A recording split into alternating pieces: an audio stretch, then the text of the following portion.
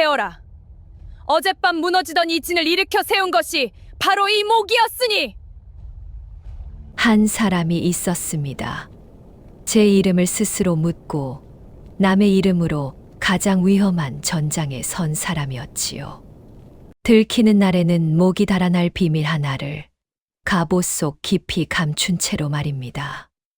꽁을 세울수록 그 비밀은 더 무겁게 목을 죄어왔고 하필 그 위태로운 칼날 위에서 결코 흔들려선 안 될 마음 하나가 피어나기 시작했지요. 그런데 어느 날 모두가 알던 그 얼굴과 똑같은 얼굴을 한 또 한 사람이 이 전장에 나타나는데 달빛 아래 이야기가 계속될 수 있도록 구독과 좋아요로 응원의 마음을 보태주세요. 자, 그럼 오늘도 감동적인 옛날 이야기 지금 바로 시작합니다. 북녘 변방, 천령을 넘어 한참을 들어간 작은 고을이었습니다. 그 고을 끝자락에 한시성을 쓰는 오래된 집이 한 채 있었지요. 대대로 무관을 지낸 집안이었습니다. 할아버지가 변방을 지킨 장수였고 그 위로도 활 잘 쏘기로 이름을 떨친 이들이 줄을 이었지요. 허나 그 모든 것은 이제 빛바랜 옛 이야기가 된 지 오래였습니다. 남은 것이라곤 무너져가는 기와집 한 채와 안방 벽에 걸린 낡은 활 한 자루뿐이었지요. 그 집에 쌍둥이 남매가 살았습니다. 오라비는 한율, 누이는 한솔이라 하였지요. 한나란 시에 태어난 남매였습니다. 한율이 반 시즌 먼저 세상에 나왔다 하여 오라비가 되었을 뿐 두 사람은 서로의 반쪽이나 다름없었지요. 얼굴이 어찌나 똑 닮았던지 어릴 적엔 동네 사람들도 둘을 곧잘 헷갈리곤 하였습니다. 그저 어미배 속에서부터 등을 맞대고 자란 둘도 없는 동무였지요. 다른 것이 있다면 단 하나였지요. 한율은 손목이 가늘고 숨이 잦아 자주 자리에 누웠고 한솔은 그 곁에서 약사발을 들고 밤을 새우는 아이였습니다. 몸이 성치 못한 한율은 대신 책을 벗으로 삼았지요. 자리에 누워서도 손에서 책을 놓는 법이 없었습니다. 특히 할아버지가 남긴 낡은 병서를 닳도록 읽었지요. 옛 장수들의 진법이며 전략을 한율은 마치 예시아기처럼 줄줄 외웠습니다. 그래서 한솔이 활을 쏠 때면 한율은 곁에서 곧잘 훈수를 두곤 했지요. 그 자리에선 바람을 등져야지. 적이라면 저 골짜기로 몰아넣어야 한다 하면서 말입니다. 검을 쥔 손은 한솔이었으되 그 머릿속을 채운 것은 늘 오라비였지요.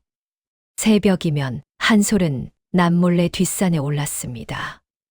아직 아무도 깨지 않은 푸르스름한 어스름이었지요. 허리춤엔 오라비의 낡은 활이 들려 있었습니다. 가지 끝에 서리가 하얗게 앉은 소나무 앞에서 한솔은 가만히 숨을 골랐지요. 시위를 당기고 멀리 박힌 솔방울 하나를 노려보았습니다. 손끝을 놓는 순간 화살은 찬 바람을 가르고 날아가 그 솔방울을 정확히 꿰뚫었지요. 또 명중이네. 등 뒤에서 들려온 목소리에 한솔이 흠칫 돌아보았습니다. 오라비 한율이 나무에 기대어 서 있었지요. 얇은 두루마기 자락이 새벽바람에 파르르 떨렸습니다. 오라버니, 또 따라 나왔어. 한솔이 화를 내리며 눈을 흘겼습니다. 찬바람 쐬면 기침 도진다고 그렇게 말했잖아. 어서 들어가. 누이 활 쏘는 거 구경하는 게 내 하나뿐인 낙인데 그걸 어떻게 놓치루. 한율이 희죽 웃었지요. 한솔은 못 말리겠다는 듯 한숨을 쉬고는 제 두루마기를 벗어 오라비의 어깨에 둘러주었습니다. 오라비가 추울세라 옷깃까지 야무지게 여며주는 손길이 오랜 세월 몸에 밴 듯 익숙했지요. 솔직히 말해봐. 너 나 몰래 산신령한테 활솜씨 빌어온 거 아니냐? 오라버니가 빌어봐. 산신령이 거들 떠나 보나. 허허, 이놈의 누이가 남매가 마주 보며 웃었습니다. 그 웃음 끝에 한율이 한솔의 손에 들린 활을 가만히 바라보았지요. 나는 10발을 쏘면 2를 맞히는데 너는 10발을 쏘면 9을 맞히는구나. 참 이상하지. 똑같이 한씨 무관의 피를 받았는데 말이야. 오라버니도 참. 그런 말마. 오라버니가 몸만 성했어도 벌써 무과에 들었을걸. 한솔은 짐짓밟게 말했지만 한율은 고개를 저었습니다. 아니야. 나는 안다. 이 집에서 할아버지 화를 이어받을 사람은 내가 아니라 너였다는 걸. 다만 내가 사내로 나지 못한 것이 나는 늘 마음에 걸려. 그 말에 한솔은 잠시 말이 없었지요. 사내로 나지 못한 것. 그것은 한솔이 철들 무렵부터 귀에 못이 박이도록 들어온 말이었습니다. 이 고을에서 여인이 화를 잡는다는 것은 입에 올리기조차 망측한 일이었지요. 우물가에 모인 안악들은 한솔만 지나가면 등 뒤에서 수군거렸습니다. 글쎄, 한신의 그 처자가 또 새벽마다 산에 올라 활을 쏜다지 뭐예요. 쯧쯧. 시집은 다 갔지. 어느 집에서 그런 드센 색시를 들이려고. 한솔도 그 말을 모르지 않았습니다. 허나 화를 놓을 수는 없었지요. 시위를 당겼다 노는 그 짧은 한순간만큼은 한솔도 누구의 딸도 누구의 누이도 아닌 오롯한 자기 자신이 되었으니까요. 남매가 산을 내려왔을 때 살인문 앞에 아버지가 서 있었습니다. 한석주. 한때 변방을 호령하던 무인이었지요. 허나 이제는 병색이 짙게 내려앉은 야윈 얼굴에 머리도 수염도 희끗하게 새어 있었습니다. 그 형형한 눈빛만이 옛 무인의 자존을 겨우 붙들고 있었지요. 한솔은 얼른 등 뒤로 화를 감추려다 이내 그만두었습니다. 이미 아버지의 눈에 다 보였을 테니까요. 아버지, 그게 저는 이리 와 앉아 보아라. 둘 다. 뜻밖에도 아버지의 목소리에는 노여움이 없었지요. 한석주는 남매를 마루에 앉히고 벽에 걸린 낡은 활을 한참 올려다보았습니다. 그러고는 천천히 입을 열었지요. 한솔아, 활을 쥔 내 손이 이 아비 젊었을 적 손과 똑 닮았더구나. 멀리서 보고 한참을 서 있었다. 한솔이 고개를 들었습니다. 세상은 사람을 이름으로 가른다. 사내냐 계집이냐, 양반이냐 상놈이냐. 그 이름표 하나로 사람의 평생이 정해지지. 기침이 한 차례 아버지의 마른 가슴을 흔들었습니다. 한솔이 얼른 그 등을 쓸어내렸지요. 허나 이 아비가 한평생 살아보니 그게 다가 아니더구나. 이름이 사람을 만드는 게 아니라 사람이 그 이름을 채우는 게다. 빈 이름에 무엇을 담느냐, 그것이 사람의 값을 정하는 게야. 남매는 그 말의 깊은 뜻을 다 헤아리지 못했습니다. 그저 아버지의 목소리가 유난히 무겁다는 것만 느꼈을 뿐이지요. 훗날 한솔은 그날 마루에서 들은 이 한마디를 평생 가슴에 품고 살게 됩니다. 허나 그때는 아직 아무것도 알지 못했지요. 그 무렵 고을에는 흉흉한 소문이 돌기 시작했습니다. 북쪽 변경 너머에서 오랑캐가 다시 무리를 지어 내려온다는 것이었지요. 국경의 작은 진들이 하나둘 불탔다는 이야기가 장돌뱅이의 입을 타고 고을까지 흘러들었습니다. 장이 서는 날, 한솔이 약재를 사러 장터에 나갔을 때였지요. 사람들이 한 곳에 모여 웅성거리고 있었습니다. 북에서 내려왔다는 보찜 장수 하나가 침을 튀겨가며 떠들고 있었지요. 내 두 눈으로 똑똑히 봤다니까. 마을 하나가 통째로 잿더미가 됐어. 관아에서도 곧 사람을 거둬들일 거라고들 하더라고. 사람을 거둬들이다니 그럼 징집령이 내린단 말이오? 내리고 말고. 이 근방 젊은 산에 치고 성한 놈은 죄 끌려갈 게야. 그 말에 한솔의 손에서 약재 봉지가 툭 떨어졌습니다. 젊은 사내. 한솔의 머릿속에 호롱불 아래 갑옷을 매만지던 오라비의 야윈 등이 떠올랐지요. 그날 밤이 깊었을 때였습니다. 한솔은 오라비 방에서 새어나오는 기침 소리에 잠을 깼지요. 문틈으로 들여다보니 한율이 호롱불 아래 앉아 아버지의 낡은 갑옷을 만지작거리고 있었습니다. 오라버니, 안 자고 뭐해? 한율이 흠칫 놀라 갑옷을 내려놓았지요. 그러고는 멋쩍게 웃었습니다. 징집령 내리면 이 집에선 내가 나가야 하잖아. 미리 한번 입어보려던 참이야. 한솔의 가슴이 철렁 내려앉았습니다. 이 여린 오라비가 칼과 화살이 빗발치는 전장에 선다니요. 오라버니가 어떻게 전장을 가?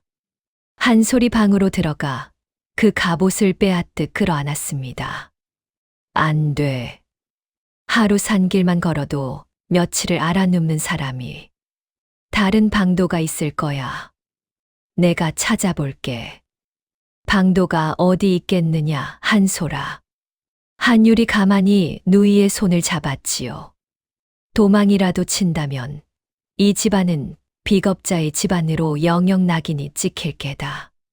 그리 되면 아버지께서 살아계신 의미를 잃으실 거야. 대대로 무관을 지낸 집안의 마지막 자존인데. 한율의 목소리는 떨리고 있었지만 그 안에는 한 소리 한 번도 본 적 없는 단단함이 있었습니다. 걱정 마. 나도 한씨 집안 아들이야. 무인의 피가 흐르는.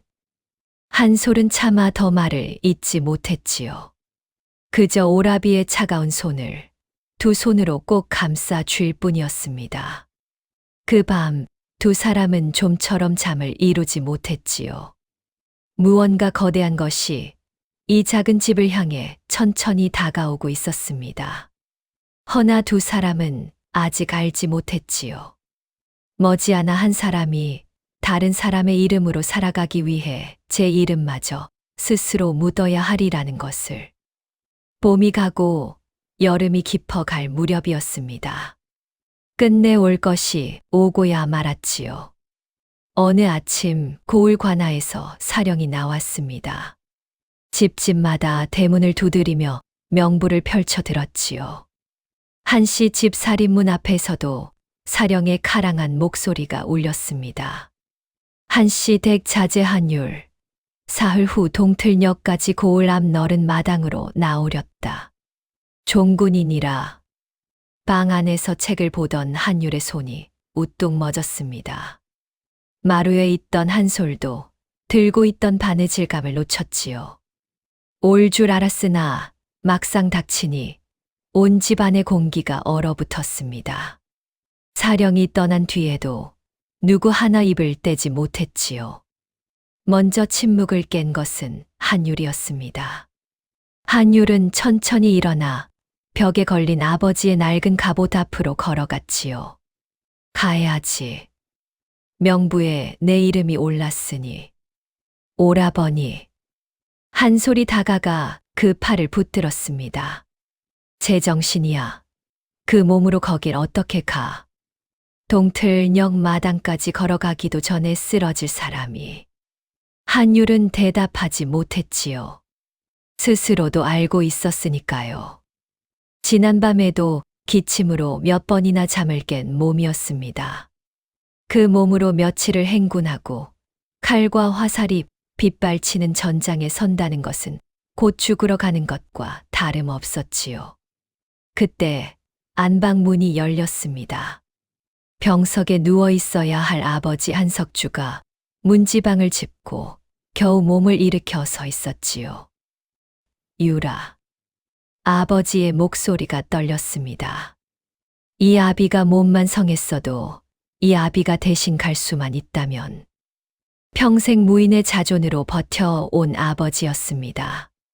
그 형형하던 눈에 처음으로 물기가 어렸지요. 허나 달아날 수도 없었습니다. 곤역을 피해 도망친 집안은 비겁자로 낙인 찍혀 가산이 정몰되고 아버지는 죄인이 될 터였지요. 대대로 나라를 지킨 한씨 집안이 그렇게 무너질 수는 없었습니다. 가도 죽고 가지 않아도 죽는 그야말로 사면초가였지요. 그날 밤이 깊도록 한씨 집엔 불이 꺼지지 않았습니다. 한솔은 잠을 이루지 못하고 마당으로 나왔지요. 서늘한 밤바람 속에 낡은 활을 품에 안고 한참을 앉아 있었습니다. 10발을 쏘면 9을 맞히는 손. 허나 여인이라는 이름표 하나에 묶여 평생 새벽 산속에서만 숨죽여 온 손이었지요. 문득 한솔의 머릿속에 한 가지 생각이 스쳤습니다. 처음엔 터무니없다 여겼지요. 허나 한 번 떠오른 그 생각은 좀처럼 사라지지 않았습니다. 쌍둥이. 어머니조차 헷갈리던 거울처럼 똑 닮은 두 얼굴. 한솔은 품에 안은 활을 가만히 내려다보았지요. 그러고는 천천히 고개를 들었습니다. 이튿날 새벽 한솔은 오라비의 방문을 열었습니다. 한율은 뜬 눈으로 밤을 지새운 듯 책상 앞에 우두커니 앉아 있었지요. 오라버니, 내가 갈게. 내가 오라버니 대신 한율이 되어 전장에 나갈게. 한율의 얼굴이 하얗게 질렸습니다. 무슨 소리를 하는 거야? 절대 안 돼. 그게 들통나면 어떻게 되는지 알아? 사내가 아닌 몸으로 군을 속인 죄는 목이 달아나는 죄야. 알아. 한솔의 목소리는 놀랍도록 담담했지요. 그래도 생각해봐. 우린 얼굴이 똑같아. 명부에 오른 건 한율이라는 이름 석자뿐이고 그 이름으로 누가 가든 군에선 알 길이 없어. 오라버니는 한 발짝도 못 가서 쓰러지겠지만 나는 갈 수 있어. 활도 쏘고 검도 쓰니까. 한솔아. 오라버니가 살아야 이 집안이 살아. 한솔이 오라비의 두 손을 꼭 잡았습니다. 오라버니 머릿속엔 할아버지, 병서가 다 들어있잖아. 언젠가 이 집안을 다시 일으킬 사람은 오라버니야. 나는 활밖에 쏠 줄 모르는 계집이고. 그런 말 하지 마. 한율이 누이의 어깨를 붙잡고 흔들었지요. 그 눈에서 굵은 눈물이 떨어졌습니다. 내가 사내로 낳는데 이 못난 몸뚱이 하나 때문에 누이를 사지로 보내야 한다니. 차라리 내가 죽는 게 나아. 그게 어디 사내가 할 짓이냐. 한솔은 그런 오라비를 가만히 끌어안았습니다. 그러고는 어둠이 채 가시지 않은 방 안에서 나직이 입을 열었지요. 오라버니, 우리 어릴 적에 뒷산에서 길 잃었던 거 기억나? 한율의 어깨가 움찔했습니다. 그때 우리 깜깜한 산속에서 죽는 줄만 알았잖아. 그런데 내가 끝까지 오라버니 손을 안 놓아서 둘 다 살아 돌아왔어. 한솔이 오라비의 얼굴을 두 손으로 감쌌지요. 이번에도 똑같아. 무슨 일이 있어도 우리 손 놓지 말자. 내가 한율로 꼭 살아 돌아올 테니까. 오라버니는 여기서 반드시 살아있어. 약속해. 한율은 끝내 대답하지 못했습니다. 그저 누이의 손을 잡은 제 손이 가늘게 떨릴 뿐이었지요. 그 광경을 문 밖에서 아버지가 지켜보고 있었습니다. 한석주는 한참을 말없이 서 있었지요. 그러고는 떨리는 손으로 안방벽에 걸린 낡은 활을 내렸습니다. 한솔아. 아버지가 그 활을 딸의 손에 쥐어 주었지요. 이 활은 대대로 한씨 집안의 사내가 잡아온 것이다. 허나 오늘부터는 내가 잡아라. 한솔의 눈이 흔들렸습니다. 세상은 너를 한낱 계집이라 묻었다만 이 아비는 안다. 너는 이 집안 그 누구보다 훌륭한 무인이라는 걸. 가거라. 가서 내가 그 이름을 채워 보아라. 그리고 반드시 살아 돌아오너라. 세 식구는 그 밤 오래도록 서로를 끌어안았지요. 사흘은 빠르게 흘렀습니다. 한솔은 길게 따아내린 머리를 잘라 상투를 틀고 만건을 둘렀지요. 오라비의 옷을 입고 거울 앞에 서니 그 안에는 낯선 사내 하나가 서 있었습니다. 숨 죽여 살던 한솔은 어디에도 없고 다만 한율이라는 이름의 젊은 군사가 있을 뿐이었지요. 마을 사람들에게는 입을 맞추었습니다. 한율이 종군을 나갔다고, 그리고 한솔은 먼 친척집으로 시집을 보냈다고 둘러댔지요. 하기야 드센 색시라 혼처가 없다 수군대던 한솔이었습니다. 멀리 보냈다 한들 이상할 것이 없었지요. 오히려 안악들은 그럴 줄 알았다는 듯 고개를 끄덕였습니다. 그렇게 한솔의 빈자리는 저들의 수군거림 속에 자연스레 묻혔지요. 출정하는 날 새벽이었지요. 동이 트기 전 한솔은 갑옷을 입고 살인문 앞에 섰습니다. 등에는 아버지의 낡은 활을 메었지요. 한율이 그 앞에 마주 섰습니다.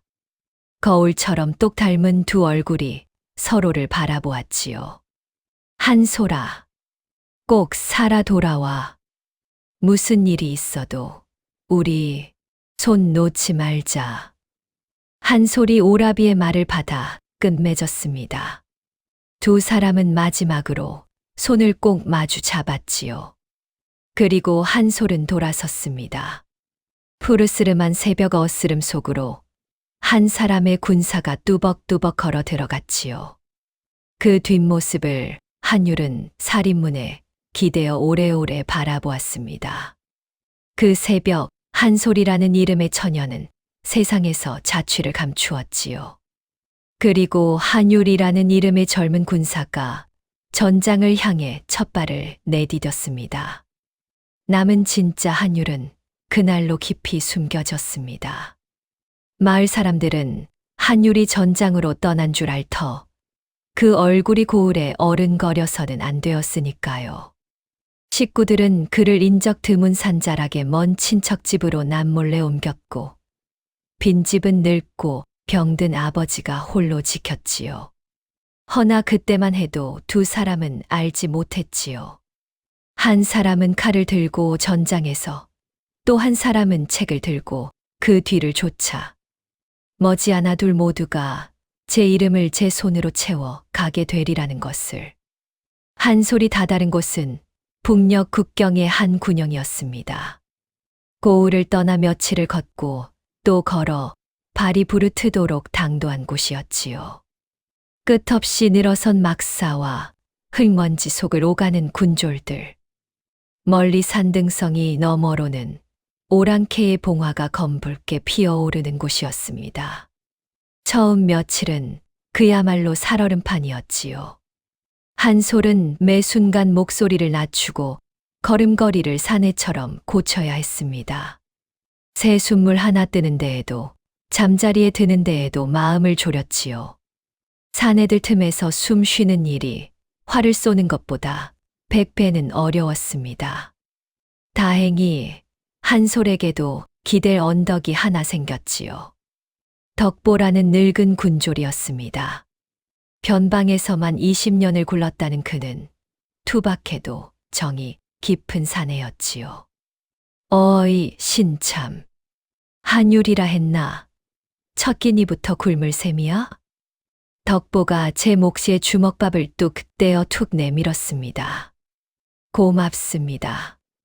허허, 곱상하게도 생겼구먼. 그래 가지고 이 험한 데서 견디겠어. 내 옆에 딱 붙어 있어. 늙은이 말 들어 손해볼 거 없으니. 한솔은 그 무뚝뚝한 친절에 잠시 코끝이 시큰해졌지요. 고향을 떠난 뒤 처음으로 느끼는 온기였습니다. 그렇게 한솔은 조금씩 군영의 사리에 몸을 맞춰갔지요. 허나 그 평온은 오래가지 못했습니다. 군영의 군사들을 통솔하는 젊은 부장 하나가 한솔의 앞을 가로막았으니까요. 그 이름은 류현이라 하였습니다. 당대 제일이라 손꼽히는 무반세가 유씨 가문의 적자였지요. 나이는 25. 큰 키에 다부진 체격, 서늘하고 단정한 이목구비. 좀처럼 흔들리지 않는 그 눈빛 앞에서는 늙은 군졸들조차 절로 등을 고추 세웠습니다. 어느 날 군영에서 활쏘기 훈련이 열렸지요. 군졸들이 차례로 관역을 향해 시위를 당겼습니다. 허나 19은 관역 언저리도 마치지 못했지요. 이윽고 한솔의 차례가 되었습니다. 순간 한솔은 망설였지요. 너무 잘 쏘면 눈에 띌 터. 허나 너무 못 쏘면 그것대로 또 의심을 살 일이었습니다. 결국 한솔은 제 본능을 따랐지요. 숨을 멈추고 시위를 끝까지 당기고 손끝을 놓았습니다. 화살은 바람을 가르고 날아가 관역 한복판에 깊이 박혔지요. 이어 쏜 5발이 모두 같은 자리에 빨려들 듯 꽂혔습니다. 군졸들 사이에서 나직한 탄성이 터졌지요. 그리고 그 광경을 멀찍이서 류현이 지켜보고 있었습니다. 류현이 천천히 다가왔지요. 한솔은 얼른 고개를 숙였습니다. 내 이름이 무엇이냐? 한율이라 하옵니다. 나리. 류현은 한솔이 든 낡은 활을 잠시 내려다보았지요. 활은 물건이 꽤나 오래되었는데 솜씨는 활보다 낫구나. 어디서 배웠느냐? 그저 어릴 적부터 산에서 익혔을 따름입니다. 류현의 눈이 가늘어졌지요. 무언가를 가늠하는 눈빛이었습니다. 산에서 익힌 솜씨가 그 정도라. 묘한 놈이로구나. 그는 더 캐묻지 않고 돌아섰지요. 허나 그날 이후로 류현의 눈길은 종종 한율에게 머물렀습니다. 한솔은 그 눈길이 두려우면서도 묘하게 가슴 한구석이 두근거렸지요. 저를 한낱 계집이 아니라 한 사람의 군사로 보아주는 첫 번째 시선이었으니까요. 그날 밤 모두가 잠든 군영 한 구석에 서였습니다. 한솔은 호롱불을 손으로 가리고 몰래 붓을 들었지요. 멀리 고향에 숨어 있을 오라비에게 붙이는 첫 서찰이었습니다. 오라버니, 나는 무사해요. 이곳 군영은 생각보다 견딜만하고 덕보라는 좋은 사람도 만났답니다. 다만 류현이라는 젊은 부장이 자꾸 나를 눈여겨보는 것이 마음에 걸려요. 무섭도록 빈틈이 없는 사람이라 곁에 설 때마다 등줄기가 서늘해진답니다. 오라버니라면 이런 사람 곁에서 어찌 처신하라 일러 주었을 텐데. 붓을 멈춘 한솔은 캄캄한 고향 쪽 하늘을 가만히 올려다보았지요. 이 작은 종이 한 장이 머지않아 오라비의 손에 가닿으리라는 것. 그리고 그 한 장 한 장이 흩어진 두 남매의 운명을 다시 하나로 엮어가리라는 것을. 그때의 한솔은 아직 알지 못했습니다. 군영의 하루는 고되었습니다. 동트기 전에 일어나 훈련을 받고 해가 지면 보초를 섰지요. 허나 한솔에게 가장 견디기 힘든 것은 따로 있었습니다. 바로 사내들 틈에서 제 몸을 숨기는 일이었지요. 여느 군영처럼 이곳에도 군졸들이 우르르 몰려가 함께 몸을 씻는 계율이 있었습니다. 사내들은 거리낌 없이 옷을 벗어 젖히고 물에 뛰어들었지요. 허나 한솔만은 늘 이런저런 핑계를 댔습니다. 한율이 너는 어째 맨날 혼자 씻누? 사내 자식이 뭐 그리 부끄럼이 많아. 한 군졸이 놀리듯 물었지요. 한솔의 등에 식은땀이 흘렀습니다. 그때 곁에 있던 덕보가 툭 끼어들었지요. 이 녀석 등짝에 큰 흉터가 있어서 그래. 어릴 적에 멧돼지한테 바쳤다지 뭐냐. 보기 흉하다고 영꺼리는 게야. 사내가 그럴 수도 있지. 뭘 그리 캐물어. 덕보의 능청에 군졸들은 그런가 보다 하고 넘어갔지요. 한솔은 가슴을 쓸어내렸습니다. 나중에 덕보에게 슬쩍 물었지요. 어찌 그런 말씀을. 덕보는 껄껄 웃었습니다. 늙으면 눈치가 느는 법이야. 내가 무슨 사정이 있는지는 나도 모른다만 이 험한 데서 누구 하나 편들어 줄 사람은 있어야 하지 않겠냐. 나는 그저 내가 꼭 우리 막내 같아서 그런다. 한솔은 그 말에 또 한 번 코끝이 시큰해졌지요. 덕보는 한솔의 비밀을 어렴풋이 짐작하면서도 끝내 묻지 않는 사람이었습니다. 며칠 뒤 유현이 정찰대를 꾸렸습니다. 적의 동태를 살피러 국경산자락으로 드는 위험한 임무였지요. 유현은 군졸들을 둘러보다가 문득 한솔을 지목했습니다. 한율, 너도 따라 나서라. 내 눈썰미를 한번 보자꾸나. 한솔은 유현을 따라 산을 탔지요. 바위 틈을 기고 덤불을 헤치며 적진 가까이 다가갔습니다. 그러다 한솔이 문득 걸음을 멈췄지요. 나리, 잠깐만요. 무엇이냐? 저 골짜기 새가 한 마리도 날지 않습니다. 이상하지요. 이맘때면 산비둘기가 때로 앉아 있을 자리인데. 유현의 눈이 번뜩였습니다. 매복이라는 게냐? 확실치는 않으나 오라.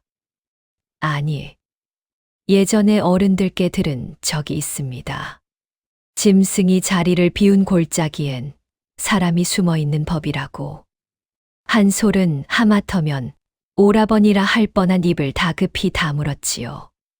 다행히 류현은 그것을 눈치채지 못한 듯 골짜기만 응시하고 있었습니다. 과연 그가 군조를 풀어 살피니 골짜기 안엔 오랑캐의 매복이 빼곡히 숨어 있었지요. 하마터면 정찰대가 몰살당할 뻔한 위기를 한솔이 막아낸 것이었습니다. 돌아오는 길 유현이 나직이 말했습니다. 오늘 내가 우리 모두를 살렸다. 과찬이십니다. 나리. 한율. 유현이 걸음을 멈추고 한솔을 돌아보았지요. 너는 어찌하여 그 좋은 눈과 솜씨를 지니고도 한낱 졸병으로 묻혀 있느냐. 너 같은 자가 어쩌다 이 변방까지 흘러들었어. 한솔은 차마 대답하지 못했지요. 제가 실은 사내가 아니기 때문입니다. 그 말을 어찌 입에 담을 수 있었겠습니까? 한솔이 입을 다물자 류현도 더는 묻지 않았습니다. 다만 그 서늘하던 눈빛에 처음으로 옅은 온기가 스쳤지요. 그날 이후 한솔의 마음에 이상한 일이 일어났습니다. 류현의 무뚝뚝한 한마디, 스치는 눈빛 하나에 자꾸만 가슴이 일렁였지요. 허나 한솔은 그 마음을 애써 짓눌렀습니다. 한율은 사내여야 했고 정체가 드러나는 날엔 목이 달아날 처지였으니까요. 피어나서는 안 될 마음이었습니다. 허나 마음이란 막는다고 막아지는 것이 아니었지요. 한편 그 무렵이었습니다. 산자락 외딴 집에 숨어 지내던 한율에게도 한솔의 서찰이 차곡차곡 닿고 있었지요. 한율은 누이의 글을 읽고 또 읽었습니다.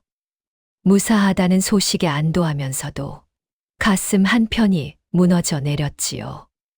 빈틈없는 부장 곁에서 등줄기가 서늘하다는 한 줄에 한율은 밤새 잠을 이루지 못했습니다. 내가 못나서, 이 몸뚱이 하나 성치 못해서 누이를 저 사지에 홀로 세워두었구나.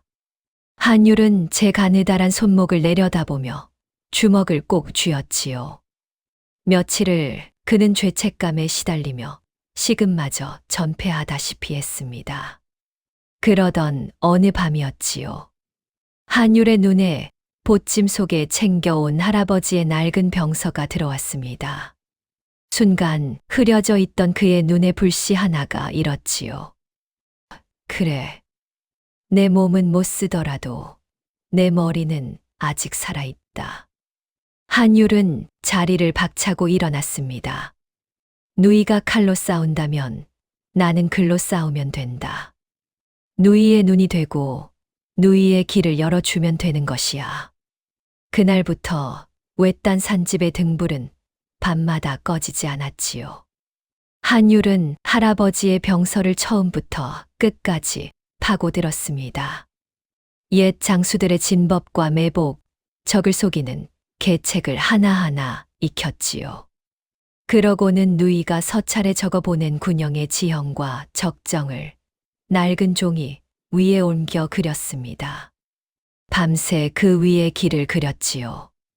어디에 적이 숨고 어디로 적을 몰아야 하는지를. 머지않아 한솔에게도 오라비의 답신이 닿았습니다. 무사하냐는 안부 끝에 깨알 같은 글씨로 적힌 몇 줄.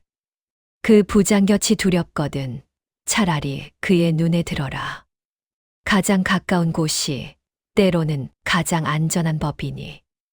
그리고 적이 강을 등지거든 절대 먼저 치지 마라. 물러나는 척하며 적을 무트로 끌어내야 한다. 한솔은 그 서찰을 품에 꼭 안았지요. 멀리 떨어져 있어도 오라비는 늘 곁에 있었습니다. 검은 한 소리 들었으되 그 머릿속을 채우는 것은 여전히 오라비였지요.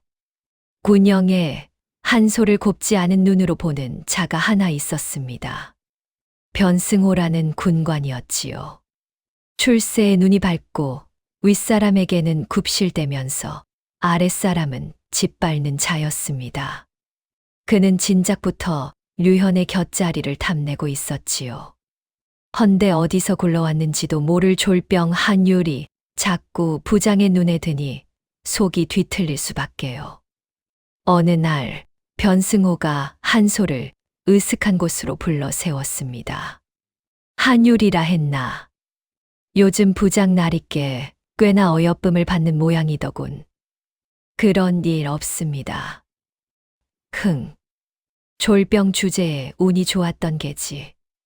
변승호가 한솔의 얼굴을 빤히 들여다보았지요. 헌데 말이야. 사내 놈 낯짝이 어찌 이리 곱누. 수염한 올 안 나고 목청도 가늘고 게다가 사내들 틈에 섞여 몸 한 번 씻는 걸 본 적이 없단 말이지. 너 어디 숨기는 거라도 있는 게 아니냐? 한솔의 심장이 철렁 내려앉았지요. 허나 애써 목소리를 깔며 맞받았습니다. 사내가 곱게 생긴 것도 죄입니까? 나리. 이놈이. 변승호가 손을 치켜드는 찰나 마침 지나가던 덕보가 너스레를 떨며 끼어들어 한솔을 데리고 자리를 떴지요. 허나 그날 이후 변승호의 음험한 눈초리가 한솔의 등 뒤를 졸졸 따라붙기 시작했습니다. 그 무렵 오랑캐의 한 무리가 국경의 작은 마을을 노략질하러 내려왔습니다. 류현은 군졸들을 이끌고 출진했지요. 한솔도 그 대열에 끼어 있었습니다. 마을 어귀에서 격전이 벌어졌지요. 함성과 비명이 흙먼지 속에 뒤엉켰습니다. 그 아수라장 속에서 한솔의 눈이 번뜩였지요. 오랑캐 하나가 적과 맞붙느라 등을 보인 류현을 향해 가만히 활을 겨누고 있었습니다. 나리, 피하십시오. 한솔이 외치며 동시에 제 시위를 당겼지요. 화살은 눈 깜짝할 사이에 허공을 갈라 오랑캐가 쥔 활을 손째로 꿰뚫었습니다. 류현이 흠칫 돌아보니 한솔의 화살 한 발이 제 목숨을 건진 것이었지요. 그날의 싸움은 한솔의 활약에 힘입어 오랑캐를 쫓아내는 것으로 끝났습니다. 군영으로 돌아온 그 밤, 류현이 한솔을 막사로 따로 불렀지요. 오늘로 두 번째다. 내가 내 목숨을 구한 것이 군사로서 마땅한 도리를 했을 뿐입니다. 나리. 류현은 한참을 말없이 한솔을 바라보았지요. 그러고는 뜻밖의 말을 꺼냈습니다. 한율, 내 너를 곁에 두고 싶구나. 내 직속 군관으로. 한솔이 놀라 고개를 들었지요. 한낱 졸병이 부장의 직속 군관이 된다는 것은 파격 중의 파격이었습니다. 어찌 저 같은 졸병을, 신분이 사람을 만드는 것이 아니다. 나는 다만 쓸만한 자를 쓸 뿐이야. 그 말에 한솔은 가슴이 먹먹해졌지요. 신분이 사람을 만드는 것이 아니다. 어쩐지 아버지의 그 한마디와 꼭 닮은 말이었으니까요.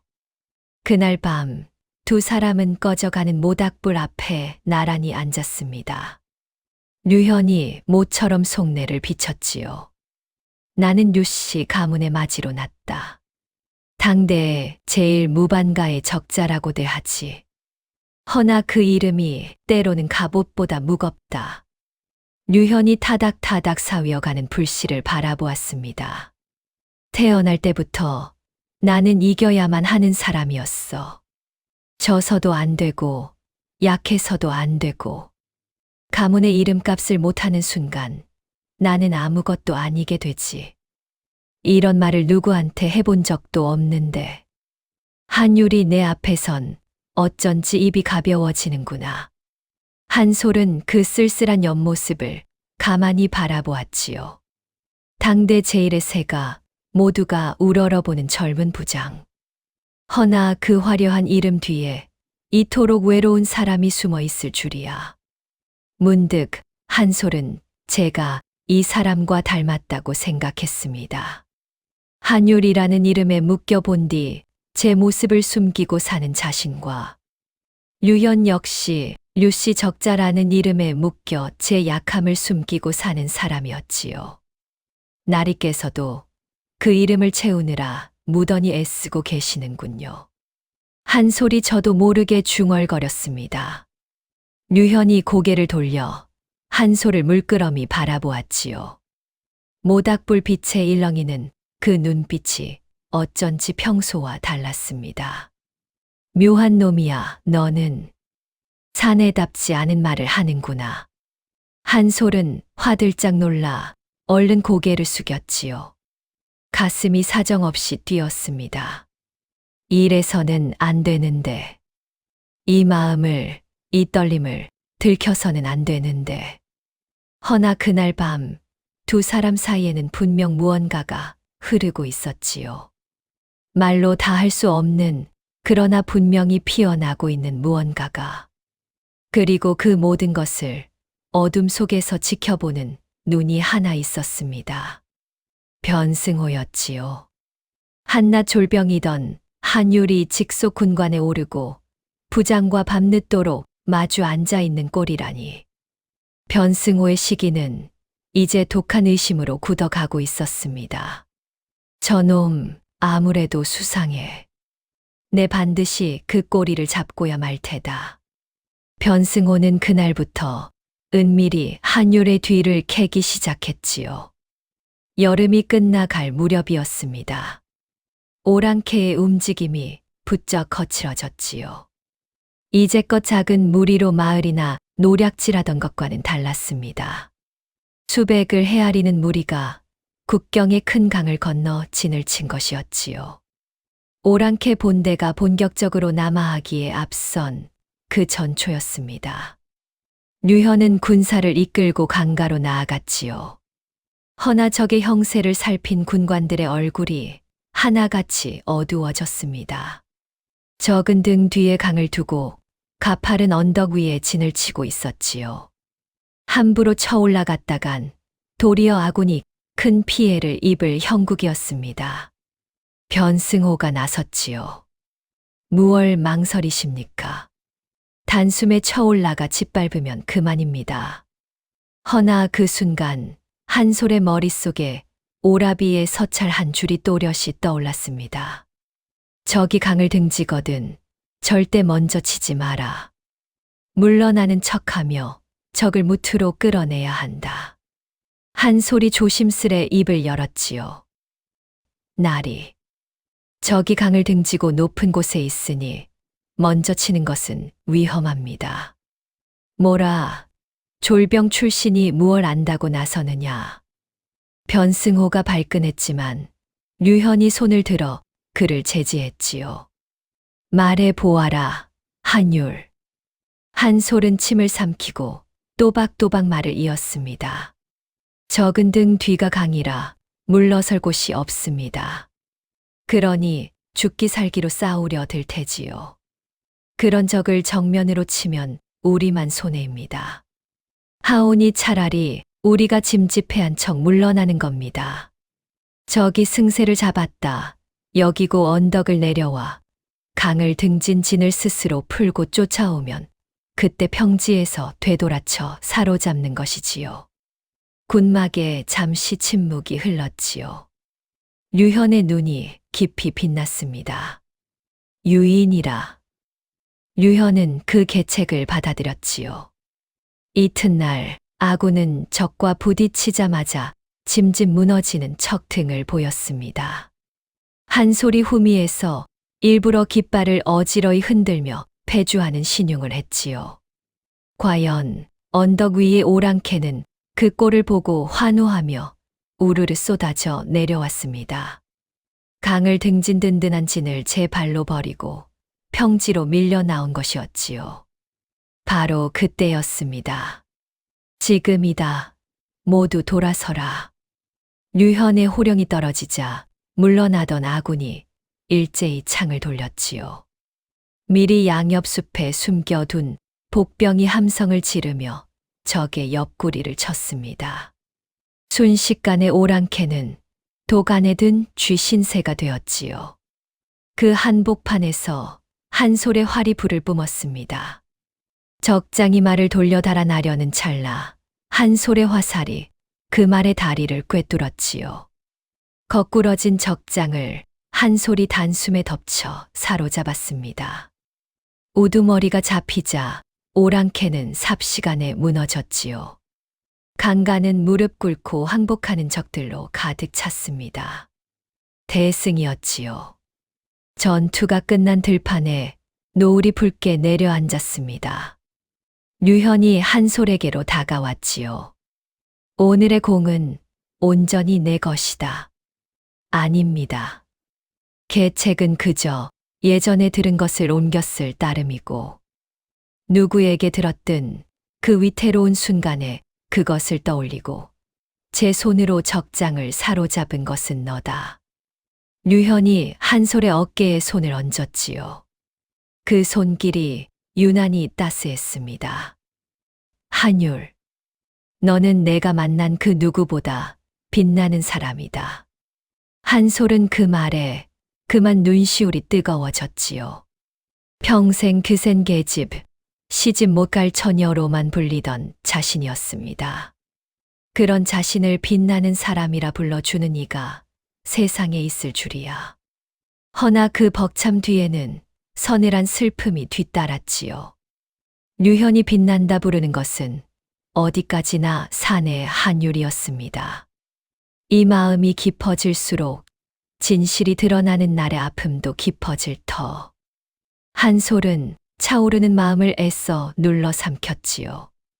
류현 또한 제 마음을 가만히 들여다보고 있었습니다.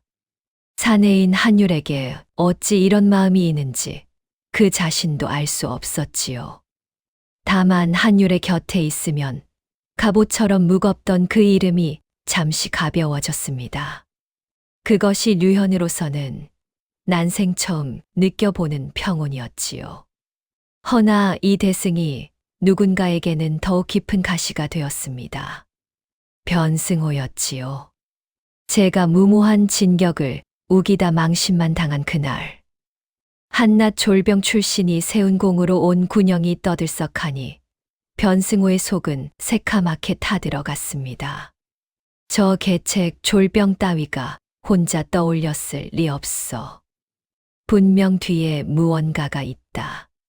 변승호는 한솔의 막사 근처를 어슬렁거리기 시작했지요. 그러다 한 가지 수상한 것을 알아챘습니다. 한율이 밤마다 몰래 무언가를 적어 인편으로 어디론가 붙인다는 것을. 서찰이라. 대체 누구와 주고받는 게냐. 변승호의 입가에 음흉한 미소가 번졌지요. 같은 무렵 산자락 외딴집에서도 변화가 일고 있었습니다. 한율은 누이의 서찰을 받아들고 점점 짙어지는 불안을 느꼈지요. 오랑캐 본대가 머지않아 남하한다는 소식이었습니다.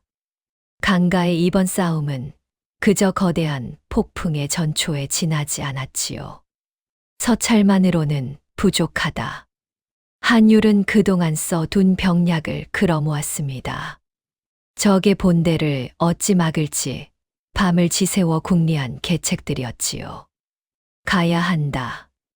내가 직접 누이 곁으로.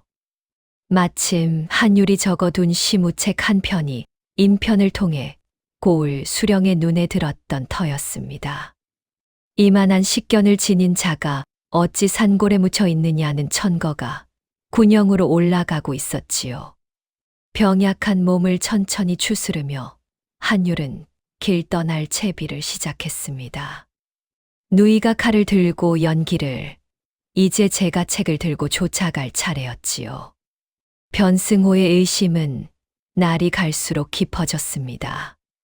그는 한솔의 뒤를 캐고 또 캤지요. 그러던 어느 날 마침내 꼬리를 잡았습니다. 한솔이 인편에 붙이려던 서찰 한 장을 중간에서 가로챈 것이었지요. 으슥한 막사에서 변승호가 그 서찰을 펼쳐 들었습니다. 거기엔 이런 글이 적혀 있었지요. 오라버니, 부디 몸조심하세요. 이곳은 점점 위태로워지고 있어요. 오라버니가 일러준 계책 덕에 큰 싸움을 이겼지만 나는 가끔 이 갑옷을 벗고 그냥 한솔로 돌아가고 싶답니다. 변승호의 눈이 번쩍 뜨였습니다. 오라버니, 한솔. 그는 그 이름들을 몇 번이고 곱씹었지요. 한율이라는 사내가 누군가를 오라버니라 부르고 제 입으로 한솔이라는 계집의 이름을 말하다니. 그래, 그런 거였어. 이놈은 애초에 사내가 아니었던 게야. 변승호의 입가에 독사 같은 미소가 번졌지요. 허나 그는 곧바로 떠벌리지 않았습니다. 교활한 자였으니까요. 섣불리 떠들었다간 외려 내가 당할 수도 있지. 부장 나리께서 저놈을 어찌나 끔찍이 아끼시는데 증좌를 더 모아 만천하에 까발릴 자리를 노려야 한다. 변승호는 그 서찰을 깊숙이 품에 감추었지요. 그러고는 은밀히 한솔의 고향 마을로 사람을 보냈습니다. 한율과 한솔이라는 남매의 정체를 캐기 위해서였지요. 그 무렵 국경 너머에서는 더 큰 먹구름이 몰려오고 있었습니다. 드디어 오랑캐의 본대가 그 시커먼 모습을 드러낸 것이었지요. 척후가 헐레벌떡 달려와 고했습니다. 수만의 무리입니다. 온 산과 들이 적의 깃발로 새카맣습니다. 군영에 무거운 긴장이 내려앉았지요. 이제껏의 싸움은 그저 맛보기에 지나지 않았던 것입니다. 류현은 밤마다 군막에 등불을 밝히고 적을 막을 계책을 고심했지요. 당대 제1세가의 적자. 이 싸움에서 지는 날엔 그가 짊어진 가문의 이름까지 함께 무너질 터였습니다. 어느 깊은 밤이었습니다. 홀로 지도를 들여다보던 류현에게 한솔이 더운 차를 받쳐 들고 갔지요. 아직 안 주무셨습니까, 나리? 류현이 지친 얼굴을 들었습니다. 그 얼굴에 짙은 그늘이 드리워 있었지요. 한율이냐? 이리 와 앉아라. 한솔이 곁에 앉자 류현이 나지기 입을 열었습니다. 이번 싸움은 솔직히 두렵다. 적의 수가 너무 많아. 내 평생 두렵다는 말을 입에 담아본 적이 없는데 내 앞에서는 이런 약한 소리까지 나오는구나. 한솔은 그 지친 옆모습을 바라보며 가슴이 미어졌지요. 저도 모르게 한솔의 손이 류현의 손등에 가만히 얹혔습니다. 나리는 혼자가 아닙니다. 제가 끝까지 곁을 지키겠습니다. 순간 류현이 그 손을 마주 잡았지요. 두 사람의 눈이 어둠 속에서 마주쳤습니다. 호롱불이 일렁이고 시간이 멈춘 듯 했지요. 류현의 눈빛이 천천히 한솔에게로 다가왔습니다. 바로 그 순간 한솔은 화들짝 손을 빼고 일어섰지요. 송구합니다. 나리. 제가 그만 결례를. 한솔은 도망치듯 막사를 빠져나왔습니다. 밖으로 나온 한솔은 두근거리는 가슴을 부여잡고 차가운 밤하늘을 올려다보았지요. 안 돼. 이 마음은 절대로 안 돼. 설령 진실을 밝힌다 한들 무엇이 달라지겠습니까? 저는 한낱몰락한 무반가의 계집이요. 그것도 사내로 군을 속인 죄인. 저쪽은 당대 제일 세가의 적자. 하늘과 땅만큼이나 먼 사이였지요. 이 마음은 피어나기도 전에 묻어야 할 마음이었습니다. 허나 묻으려 할수록 그 마음은 더욱 또렷이 피어올랐지요. 한편 한율은 길 위에 있었습니다. 병약한 몸으로 산을 넘고 물을 건너는 길은 그야말로 고행이었지요. 몇 걸음 걷다 쉬고 또 몇 걸음 걷다 주저앉기를 거듭했습니다. 밤이면 객점도 없는 산길에서 차가운 별을 이불 삼아 떨며 잤지요. 그래도 한율은 멈추지 않았습니다. 품속엔 밤을 새워 그린 적 본대 공략의 계책이 들어 있었지요. 그리고 무엇보다 저 대신 사지에서 싸우고 있을 누이가 있었습니다. 한솔아, 조금만 기다려라. 이 못난 오라비가 반드시 내 곁으로 가마. 한율은 가쁜 숨을 몰아쉬며 다시 한 걸음을 내디뎠지요. 이렇게 모든 것이 한 곳을 향해 치닫고 있었습니다. 북에서는 오랑캐의 본대가 밀려오고 안에서는 변승호의 음모가 독을 품고 산길에서는 한율이 사력을 다해 다가오고 그리고 한솔의 가슴 속에서는 묻어야 할 마음이 위태롭게 피어나고 있었지요. 폭풍 전야였습니다. 머지않아 이 모든 것이 한꺼번에 터져 나올 그 운명의 날이 코앞으로 다가오고 있었지요. 마침내 그날이 왔습니다. 칠흑같이 어두운 밤, 오랑캐의 본대가 군영을 덮친 것이었지요. 수만의 함성이 천지를 뒤흔들었습니다. 횃불이 강물처럼 밀려들고 화살이 빗발쳤지요. 아군은 순식간에 무너지기 시작했습니다. 적의 기세에 눌려 군졸들이 겁에 질려 달아나기 바빴지요. 설상가상으로 선두에서 적을 막던 류현이 적의 화살에 어깨를 맞고 쓰러졌습니다. 나리. 부장이 쓰러지자 군의 사기는 바닥으로 곤두박질 쳤지요. 이대로라면 군영은 하룻밤 새잿더미가 될 판이었습니다. 바로 그때 한솔이 앞으로 나섰지요. 쓰러진 류현을 등 뒤로 감싸 안고 한솔이 목청껏 외쳤습니다. 물러서지 마라. 등을 보이는 순간 우리는 모두 죽는다. 한솔은 부러진 깃대를 움켜쥐고 흔들리는 군졸들 앞에 우뚝 섰지요. 이 진이 무너지면 우리 뒤에 백성들이 죽는다. 그대들의 부모와 자식이 죽는다. 무인이라면 여기서 죽기로 싸워라. 그 외침에 달아나던 군졸들의 발이 멈췄지요. 한솔이 앞장서 활을 쏘기 시작했습니다. 한 발 한 발 어둠 속에서도 적장과 기술을 정확히 꿰뚫었지요. 무너지던 진영이 한솔을 중심으로 다시 뭉치기 시작했습니다. 밤이 새도록 처절한 사투가 이어졌지요. 그리고 동이틀 무렵 끝내 아군은 적의 첫 공세를 막아냈습니다. 무너져 가던 진을 한솔이 제 한 몸으로 일으켜 세운 것이었지요. 군졸들이 한솔을 우러러 보았습니다. 다 죽게 된 목숨을 이 젊은 군관이 살려냈으니까요. 허나 한솔은 알지 못했지요. 바로 그 순간이 제 운명이 뒤집히기 직전의 마지막 빛이었다는 것을. 날이 밝자 군영은 잠시 숨을 돌렸습니다. 다친 류현이 군막에 누워 치료를 받는 동안 군관들이 모여 다음 싸움을 논했지요. 바로 그 자리에서 변승호가 기다렸다는 듯 일어섰습니다. 여러분, 적을 논하기에 앞서 밝혀야 할 일이 하나 있소이다. 변승호가 손가락으로 한솔을 가리켰지요. 저기 저 한율이라는 자, 저자는 사내가 아니라 계집이요. 군막이 술렁였습니다. 무슨 헛소리냐. 부장나리의 목숨을 2번이나 구한 분이거늘. 허나 변승호는 품에서 가로챈 서찰을 꺼내 흔들었지요. 증좌가 여기 있소.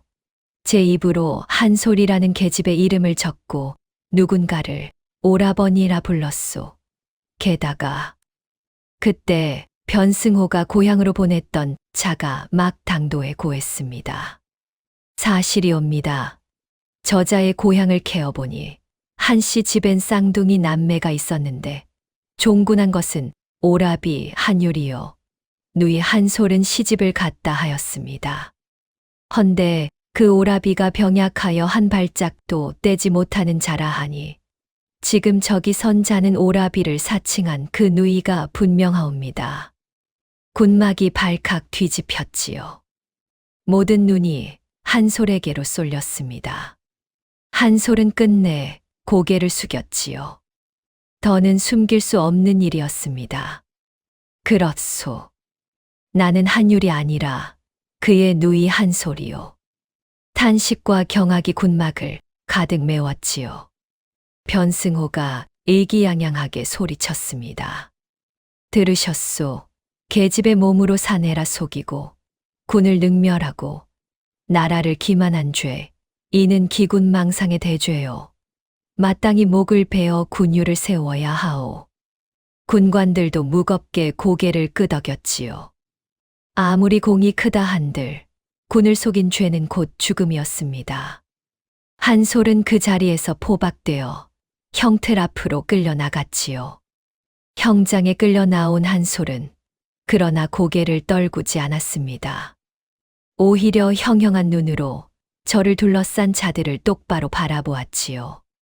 변승호가 비웃으며 다가왔습니다. 마지막으로 할 말이 있느냐, 계집아. 한솔은 천천히 입을 열었지요. 배어라. 그 목소리는 두려움 하나 없이 또렷했습니다. 배고 싶거든 배어라. 허나 한 가지는 알고 배어라. 어젯밤 무너지던 이 진을 일으켜 세운 것이 바로 이 목이었으니.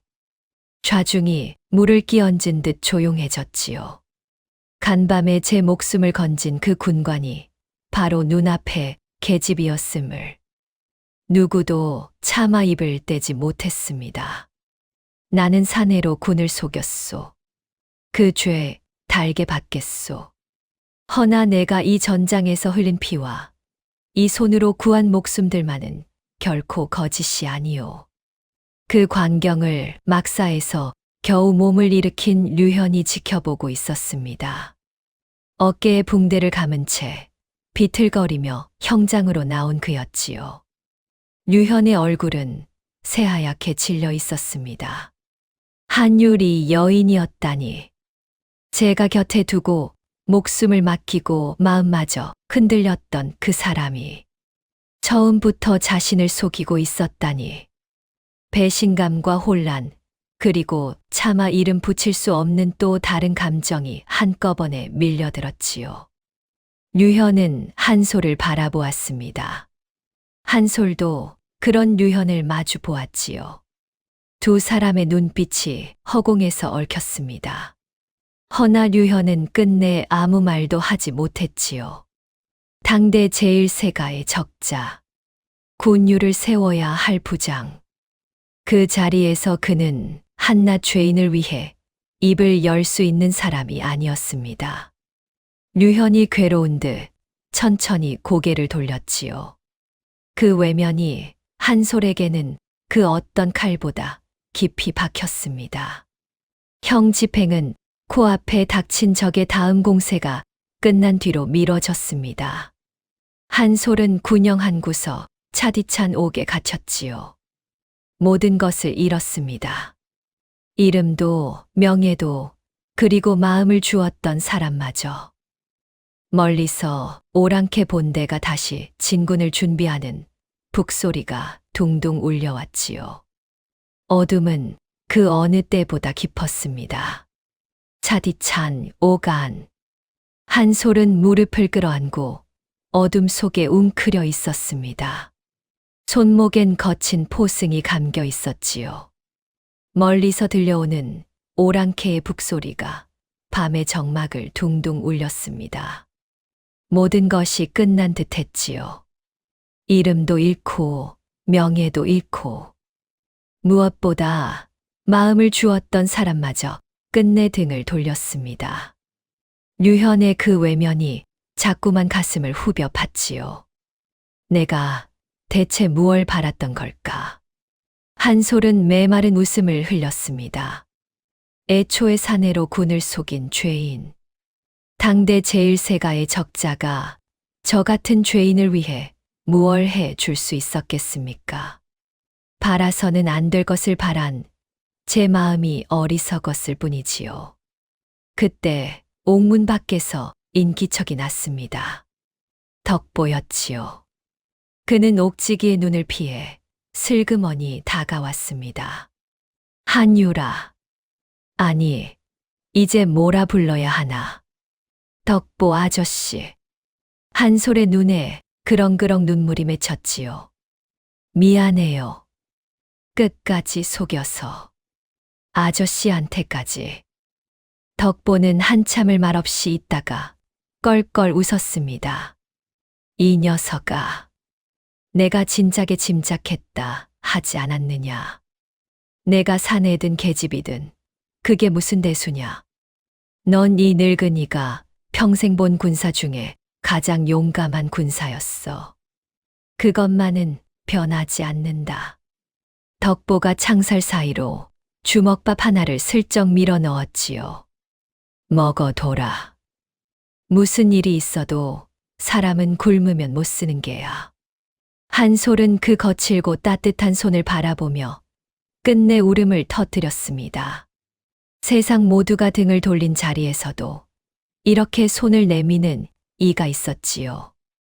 밖은 어떤가요? 좋지 않다. 부장 나리는 상처가 깊어 일어나지를 못하시고 본대가 곧 다시 들이친다는데 군영이 갈팡질팡이야. 다들 겁에 질려 있어. 내가 없으니 이 진을 누가 다 잡겠느냐. 한솔은 입술을 깨물었지요. 덕보가 떠난 뒤 한솔은 홀로 어둠을 응시했습니다. 그러다 문득 아버지의 목소리가 귓가에 울렸지요. 이름이 사람을 만드는 게 아니라 사람이 그 이름을 채우는 게다. 한솔은 천천히 고개를 들었습니다. 그래. 나는 한율의 이름을 빌렸다. 허나 그 이름을 채운 것은 나다. 가슴 깊은 곳에서 무언가가 또렷이 솟아올랐지요. 나는 한솔이다. 빌린 이름이었으나 내가 이 땅에서 흘린 피는 내 것이고 내가 구한 목숨들도 내 것이다. 그 누구도 그것만은 거짓이라 할 수 없다. 처음으로 한솔은 제 자신을 온전히 받아들였습니다. 계집이라 묻혀 살던 한솔도 한율이라 불리던 군사도 아닌 그저 제 손으로 제 이름을 채워온 한 사람의 한솔로 설령 이 목이 떨어진다 한들 이제 후회는 없었지요. 다만 한 가지. 저 진이 무너지고 그 뒤에 백성들이 죽어가는 것만은 두고 볼 수 없었습니다. 살아야 한다. 아직 할 일이 남았다. 그 밤 잠 못 이루는 이가 또 하나 있었지요. 류현이었습니다. 다친 어깨의 통증보다 가슴의 통증이 더 깊었지요. 그는 형장에서의 한소를 자꾸만 떠올렸습니다. 베어라라고 외치던 그 두려움 없는 눈을, 내가 흘린 피는 거짓이 아니라던 그 떨리던 목소리를. 나는 대체 무엇을 두려워한 것인가? 류현은 제 마음을 가만히 들여다보았지요. 속았다는 분함보다도 그가 가장 두려웠던 것은 한율이, 아니 한솔이 어느새 제 마음 깊이 들어와 버렸다는 사실이었습니다. 세가의 적자라는 이름이 군유를 세워야 하는 부장이라는 자리가 정작 제 마음 하나를 끝내 외면하게 만들었지요. 내가 그 이름의 무게에 짓눌려 정작 지켜야 할 사람을 외면한 것은 아닌가. 류현은 괴로이 눈을 감았습니다. 허나 아직 그는 결단을 내리지 못했지요. 그 사이 군영의 사정은 점점 더 위태로워졌습니다. 오랑캐 본대가 마침내 총공세를 준비하고 있었지요. 부장은 자리에 누웠고 마땅한 계책도 없었습니다. 변승호 따위는 그저 제한 몸 보전할 궁리에 바빴지요. 군졸들의 얼굴엔 짙은 죽음의 그림자가 드리웠습니다. 바로 그 절망의 끝자락, 동이 트기 직전이었지요. 군영 어귀에서 벼란간 소란이 일었습니다. 보초들의 다급한 외침이 들려왔지요. 웬 놈이냐 멈춰라. 이 몸으로 여기까지 왔소. 비키시오. 나는 부장 나리께 전할 것이 있소. 쓰러질 듯 비틀거리면서도 한 걸음 한 걸음 군영으로 들어서는 한 사내. 그 얼굴을 본 보초들이 그 자리에 얼어붙었지요. 왜냐하면 그 얼굴은 지금 옥에 갇힌 한율과 거울처럼 똑같았으니까요. 비틀거리며 군영으로 들어선 사내. 그 얼굴을 본 군졸들이 귀신이라도 본 듯 뒷걸음질 쳤습니다. 바로 얼마 전 옥에 갇힌 한율과 터럭 하나 다르지 않은 얼굴이었으니까요. 부장 나리는 어디 계시오? 나는 군관 한율에게 급히 전할 것이 있어 먼 길을 왔소이다. 사내는 가쁜 숨을 몰아쉬며 주위를 둘러보았지요. 헌데 저를 바라보는 군졸들의 눈빛이 어쩐지 이상했습니다. 놀라움과 두려움이 묘하게 뒤섞여 있었으니까요. 한율을 찾는다고. 자네, 그 얼굴은 대체. 한 군졸이 떨리는 목소리로 입을 열었습니다. 바로 어제 그 한율이라는 자가 실은 사내가 아니라 계집임이 들통났소. 지금은 기군망상의 죄로 옥에 갇혀 곧 목이 떨어질 처지요. 순간 사내의 얼굴이 새하얗게 질렸지요. 들고 있던 보찜이 손에서 툭 떨어졌습니다. 뭐라고? 누이가 한 소리가 옥에 갇혔다고? 사내는 휘청 그 자리에 주저앉을 뻔했지요. 가장 두려워하던 일이 끝내 벌어지고 만 것이었습니다. 저를 살리겠다고 사지로 떠난 누이가 이제 제 이름 때문에 목숨을 잃게 생겼다니요. 허나 사내는 곧 이를 악물고 몸을 일으켰습니다. 이젠 더 숨길 것도 없었지요. 누이를 살릴 길은 오직 진실뿐이었으니까요. 소란을 듣고 부상당한 몸을 이끌고 류현이 나왔지요. 그 역시 사내의 얼굴을 보고 흠칫 굳었습니다. 내가 한율이라고? 그렇소이다. 사내는 류현 앞으로 나아가 그 자리에 무릎을 꿇었지요. 내가 한씨 집안의 아들, 진짜 한율이요. 그리고 지금 저 옥에 갇힌 이는 나를 대신해 전장에 선 내 쌍둥이, 누이 한소리외다. 군관들이 웅성거리며 모여들었습니다. 한율은 떨리는 목소리로 모든 것을 털어놓았지요.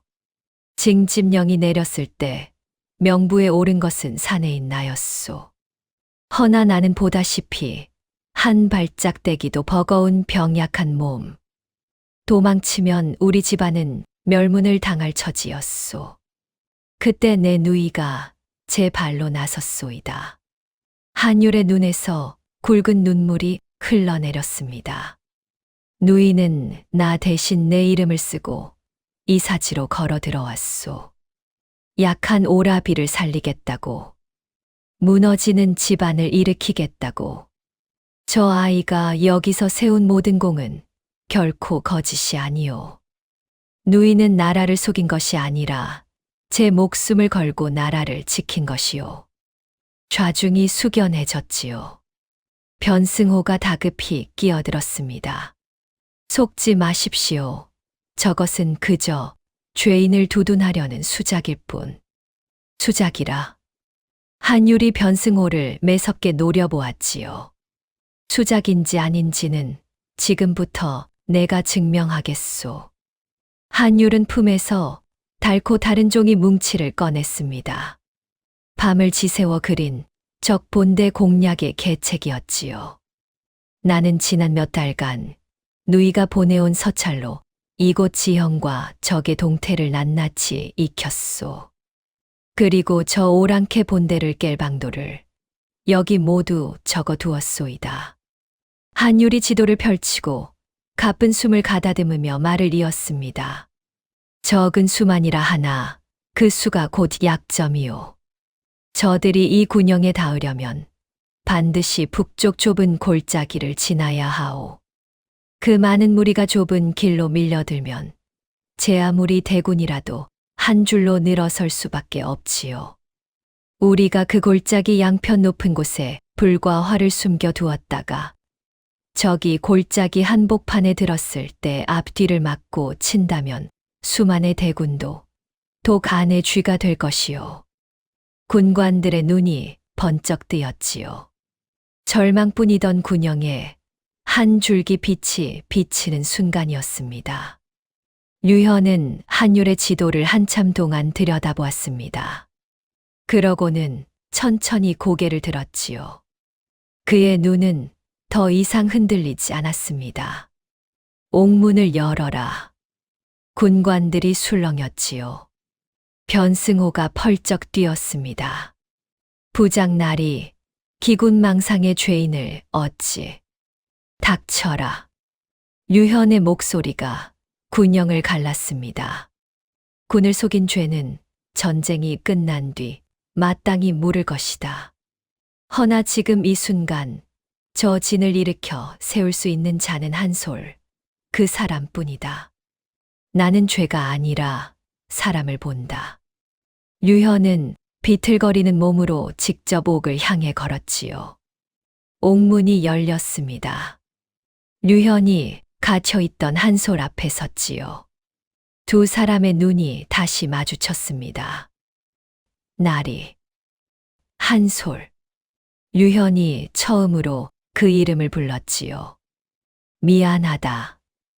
내가 그 이름의 무게에 짓눌려 너를 외면했다. 허나 이제는 안다. 나는 사내 한율을 곁에 두었던 것이 아니라 한솔 너라는 사람을 곁에 두고 싶었던 것임을. 한솔의 눈에서 눈물이 주르륵 흘러내렸지요. 저 같은 죄인을 어찌. 죄인이 아니다. 너는 이 군영을 2번, 3번 살린 사람이다. 나와 함께 저 적을 막아다오. 한솔.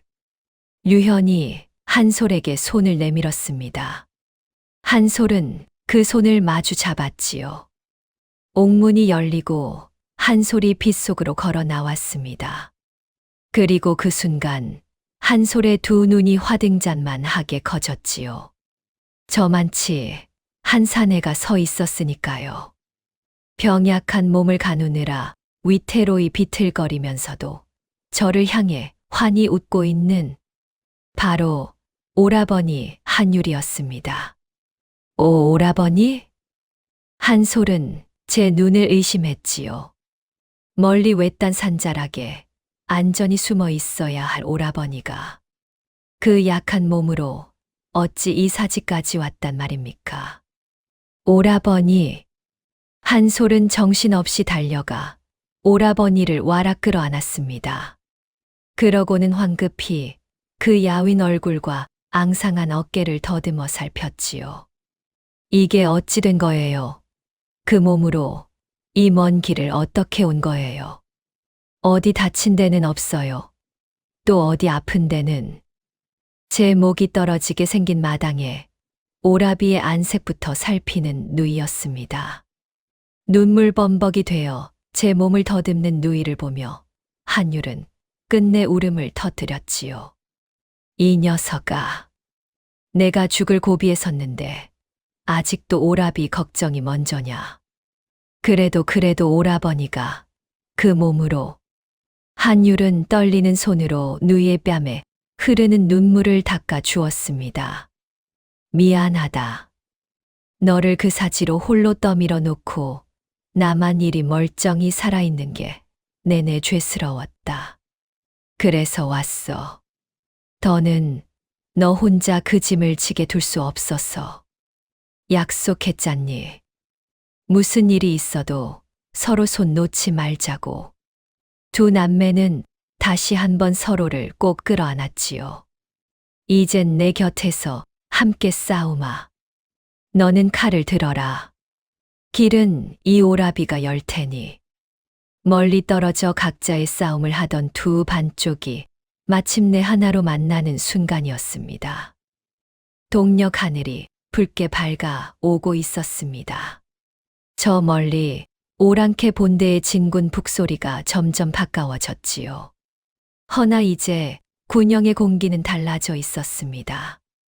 옥에서 풀려난 한솔이 다시 갑옷을 두르자 군졸들이 일제히 함성을 질렀지요. 한율의 책략이 펼쳐지고 류현이 군을 정비했습니다. 검을 든 누이와 책을 든 오라비, 그리고 그 둘을 믿어준 한 사람. 마지막 결전이 코앞으로 다가오고 있었지요. 마침내 오랑캐 본대가 그 모습을 드러냈습니다. 수만의 무리가 검은 물결처럼 산과 들을 뒤덮었지요. 땅이 그 말발굽 소리에 울리고 하늘이 그 함성에 떨었습니다. 허나 류현의 군은 한율의 계책대로 움직였지요. 일부러 약한 척 한 차례 부딪히고는 슬그머니 뒤로 물러났습니다. 겁을 먹고 달아난다. 쫓아라. 오랑캐 대장은 회심의 미소를 지으며 전군의 추격을 명했지요.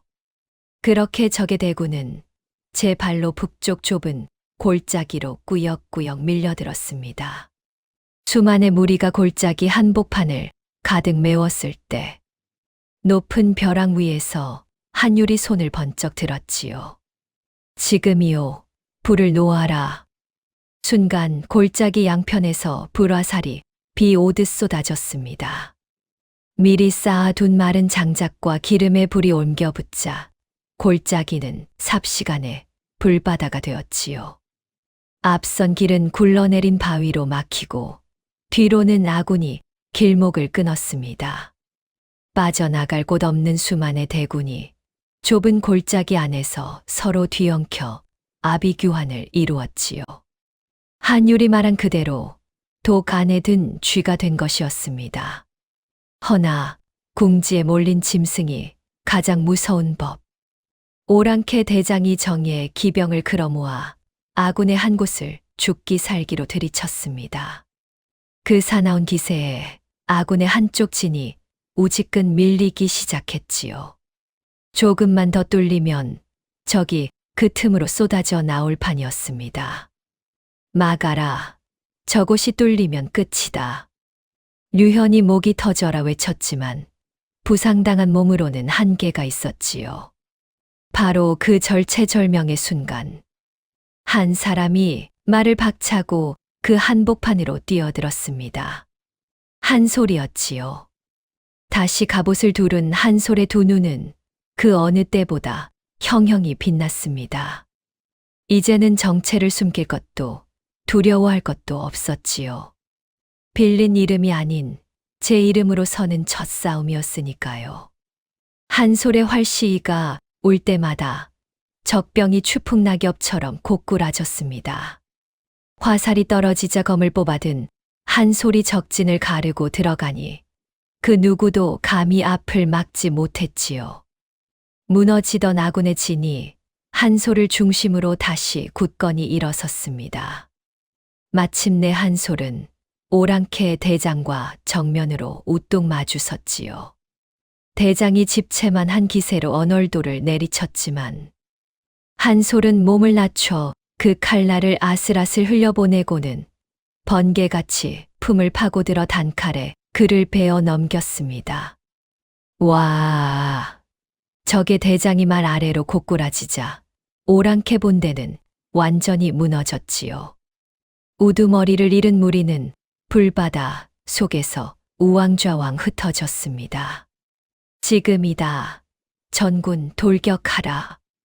류현이 남은 군을 휘몰아 무너진 적을 사정없이 들이쳤습니다. 승패는 이미 기울었지요. 한편 그 아수라장 속에서 오직 제 한 몸 살길만 찾던 자가 있었습니다. 변승호였지요. 그는 슬그머니 싸움터를 빠져나가 홀로 달아나려 했습니다. 허나 하필 그가 택한 그 도망길이 흩어진 오랑캐 패잔병들과 정면으로 맞닥뜨리는 길이었지요. 공을 탐해 동물을 모함하던 자가 끝내 제 꾀에 제가 넘어가 적병의 칼날 아래 비명조차 제대로 지르지 못하고 쓰러졌습니다. 시기와 모함으로 쌓아 올린 그 헛된 욕심이 그를 그렇게 데려간 것이었지요. 해가 중천에 떠오를 무렵 골짜기를 가득 메웠던 오랑캐 본대는 흔적도 없이 무너졌습니다. 수만의 대군을 단 하루 만에 꺾은 전에 없던 대승이었지요. 검을 든 한솔과 그 길을 연 한율, 그리고 그 둘을 끝내 믿어준 류현. 세 사람이 함께 이뤄낸 기적과도 같은 승리였습니다. 피로 물든 골짜기 위로 마침내 잔잔한 바람이 불어왔지요. 길고 길었던 전란이 그렇게 끝을 맺었습니다. 대승의 소식은 파발을 타고 한양 도성에까지 날아들었습니다. 온 도성이 북방을 구한 영웅의 이야기로 들끓었지요. 허나 그 환호 뒤에는 한 가지 놀라운 사실도 나란히 따라붙었습니다. 이 큰 공을 세운 군관 한율이 실은 사내가 아니라 한 여인이었다는 것 말입니다. 조정은 둘로 쩍 갈라졌지요. 한쪽에서는 사내로 군적을 속인 기군망상은 목이 10개라도 모자란 중죄인이 마땅히 법대로 다스려야 한다 하였고, 다른 한쪽에서는 그 한 몸으로 나라의 북방을 구한공이 하늘에 닿으니 어찌 죄로만 다스리겠느냐 하였습니다. 갑론을 박이 며칠 밤낮을 이어졌지요. 마침내 임금께서는 한솔과 류현 그리고 한율을 친히 어전으로 불러들이셨습니다. 용상 앞에 나란히 엎드린 세 사람. 대신 하나가 매서운 목소리로 아뢰었지요. 전하, 저 여인이 비록 공을 세웠다 하나 나라의 법도를 어지럽힌 죄는 결코 가벼이 넘길 수 없사옵니다. 만약 저 죄를 사하신다면 앞으로 그 누가 군법을 두려워하겠나이까. 부디 법대로 엄히 다스리시옵소서. 순간 어전의 공기가 싸늘하게 얼어붙었습니다. 류현이 다급히 머리를 조아렸지요. 전하, 저 한솔이 사내의 이름을 빌린 것은 죄이오나 그 까닭은 병든 오라비와 무너지는 가문을 구하려는 효심에서 비롯된 것이옵니다. 또한 이번 대승은 오롯이 저 한솔의 무공과 그 오라비의 계책으로 이룬 것. 만약 저 사람이 없었더라면 북방의 백성들은 지금쯤 오랑캐의 말발굽 아래 신음하고 있었을 것이옵니다. 한율 역시 야윈 몸을 떨며 아뢰었습니다. 전하, 죄를 물으시려거든 약한 몸으로 누이를 사지에 떠민 이 오라비에게 물어 주시옵소서. 누이는 그저 저를 살리고 가문을 살리려 제 목숨을 내던졌을 뿐이옵니다. 그때였지요. 줄곧 고개를 숙이고 있던 한솔이 천천히 고개를 들었습니다. 전하, 황공하오나 소녀가 한 말씀 올리고자 하옵니다. 좌중의 시선이 일제히 그녀에게로 쏠렸지요. 허나 한솔의 목소리는 조금도 떨리지 않았습니다. 소녀, 사내의 이름을 빌려 군을 속인 죄, 결코 변명하지 않겠나이다. 그 벌이 죽음이라면 달게 받겠사옵니다. 한솔은 잠시 숨을 고르고 말을 이었지요. 다만 이 한 가지만은 아뢰고 싶나이다. 소녀가 그 이름으로 활을 들고 적 앞에 섰을 때 그 화살은 거짓이 아니었사옵니다. 소녀가 그 이름으로 흘린 피와 그 이름으로 구한 목숨들은 사내의 것도 여인의 것도 아니었사옵니다. 그저 이 나라 백성을 지키려는 한 사람의 것이었나이다. 소녀, 그 한 가지만은 죽어도 부끄럽지 않사옵니다. 어전에 깊은 침묵이 내려앉았지요. 임금께서는 한참을 말없이 한솔을 내려다보셨습니다. 이윽고 천천히 입을 여셨지요. 과인이 듣기로 나라의 충신은 그 이름에 있지 아니하고 그 행함에 있다 하였다. 저 여인이 비록 사내의 이름을 빌렸으나 그 이름을 채운 것은 둘도 없는 충이요 휴였느니라. 사내도 미처 채우지 못한 그 무거운 이름을 한낮 여인의 몸으로 절이 가득 채웠거늘 어찌 그 한 몸의 죄를 물어 나라를 구한 큰 공을 덮겠는가. 임금께서는 한솔의 죄를 특별히 사하셨습니다. 그뿐이 아니었지요. 임금께서는 그 빛나는 무공을 친히 치하하시며 전에 없던 명을 내리셨습니다. 저 한솔에게 무관의 품계를 내리노라. 비록 여인의 몸이나 그 무예와 충심이 어느 산의 장수에 못지않으니 앞으로도 이 나라의 갑옷을 입고 떳떳이 백성을 지키게 하라. 조선이 세워진 이래 여인의 몸으로 장수의 벼슬을 받은 것은 한솔이 처음이었지요. 이제 그녀는 더 이상 남의 이름 뒤에 숨은 자가 아니었습니다. 빌린 이름이 아닌 한솔, 바로 그 자신의 이름으로 갑옷을 입은 이 나라 최초의 여장군이었지요. 군을 이끌어 대승을 거둔 류현에게도 높은 벼슬과 큰 상이 내려졌습니다. 한때는 부장과 군졸로 처음 만났던 두 사람이 이제는 같은 갑옷을 입고 어깨를 나란히 하는 사이가 된 것이었지요. 밤을 지새워 적을 깨뜨릴 계책을 낸 한율에게는 그 비상한 머리에 걸맞은 책사의 자리가 주어졌습니다. 한 발짝 떼기도 버겁던 병약한 청년이 마침내 천하를 움직이는 제 자리를 찾은 것이었지요. 그리고 끝까지 한솔의 곁을 지켰던 늙은 병사 덕보에게도 따뜻한 상이 내려졌지요. 덕보는 그 거칠고 투박한 손으로 눈물을 쓱 훔치며 사람 좋게 껄껄 웃었습니다. 네, 진작에 알아봤다니까. 저 녀석이 보통 내기가 아니라는 걸. 그렇고 말고. 한솔과 한율, 두 남매는 그 길로 그리운 고향으로 향했습니다. 류현과는 잠시 작별이었지요. 머지않아 다시 만날 것을 두 사람은 말없이 약속했습니다. 오래도록 병석에 누워 텅 빈 집을 홀로 지키던 아버지 한석주. 대문을 들어서는 두 남매를 보고 그는 마른 두 손을 부들부들 떨었지요. 정말 내가 살아서 이렇게 돌아왔구나. 말을 잇지 못하는 아버지 앞에 한솔이 천천히 무릎을 꿇었습니다. 아버지. 소녀 아버지께서 물려주신 그 활로 한씨 가문의 이름을 끝내 부끄럽지 않게 지켜내었사옵니다. 아버지의 두 눈에서 굵은 눈물이 주르륵 흘러내렸지요. 그는 떨리는 손으로 두 자식을 한꺼번에 와락 끌어안았습니다. 그래. 이름이 사람을 만드는 게 아니라 사람이 그 이름을 채우는 게라 했지. 내가 그 말을 이 못난 아비의 말 한마디를 끝내 이렇게 증명해 주었구나.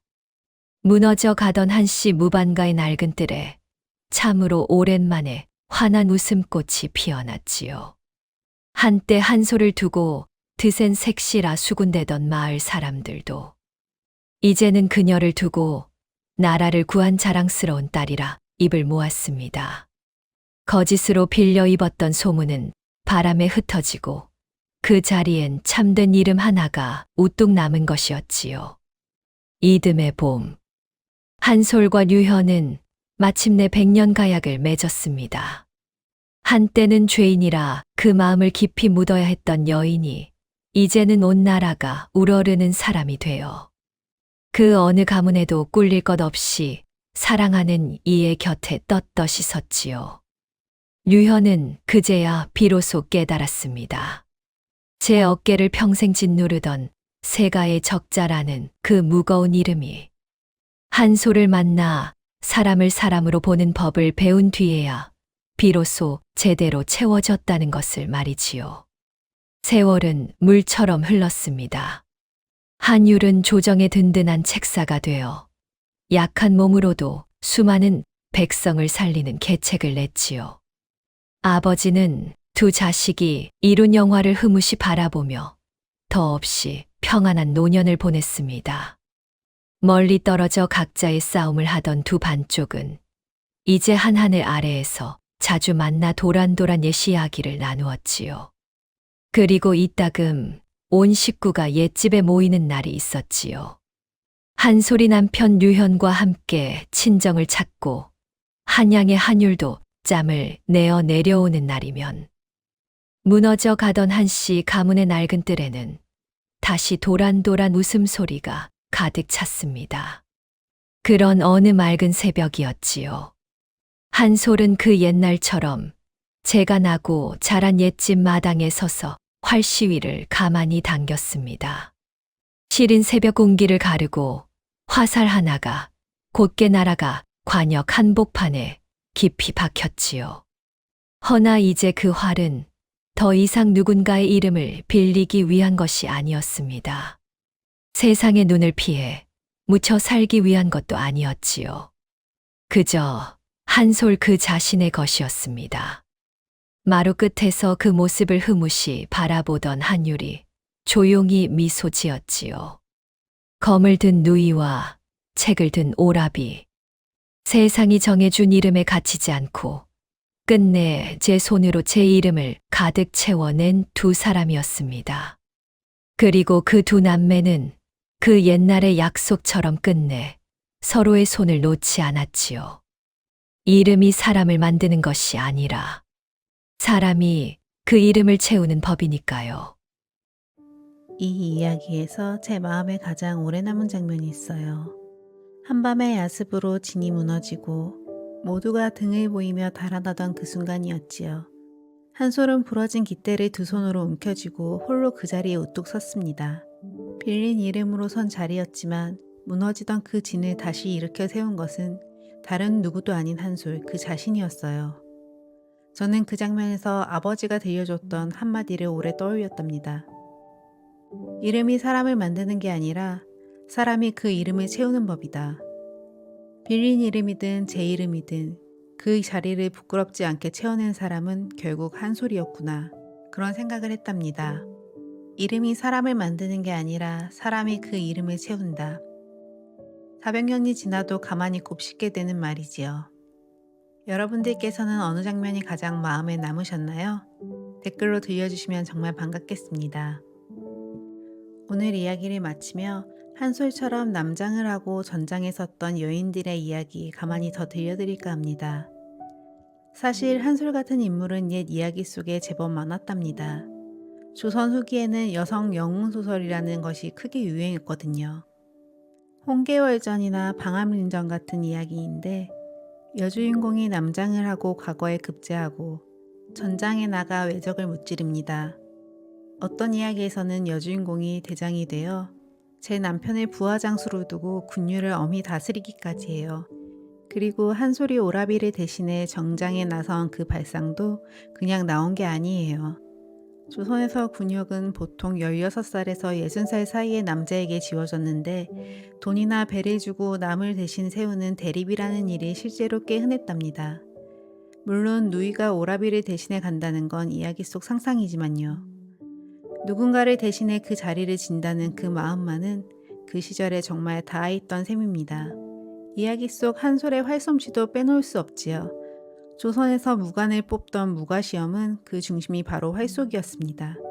나무 화살에 새 화살, 짧은 화살 편전까지 무인이라면 활을 못 쏘는 이가 없었다 할 정도였지요. 대대로 활을 잡아온 한씨 집안에서 한솔의 활이 유난히 빛났던 것도 그러고 보면 다 까닭이 있었던 셈입니다. 빌린 이름으로 시작했지만 제 손으로 그 이름을 채워낸 한솔처럼 옛 이야기 속 연인들도 저마다 자리를 단단히 채워갔습니다. 역사 한 자락은 여기까지 들려드립니다. 달빛 아래 이야기 오늘도 함께 해주셔서 감사합니다. 다음 영상을 빠르게 만나보시려면 좋아요와 구독을 눌러주세요. 지금 화면에 나오는 달빛 아래 이야기에 더 재미있는 영상들도 함께 해주세요. 그럼 모두 행복한 하루 보내세요. 감사합니다.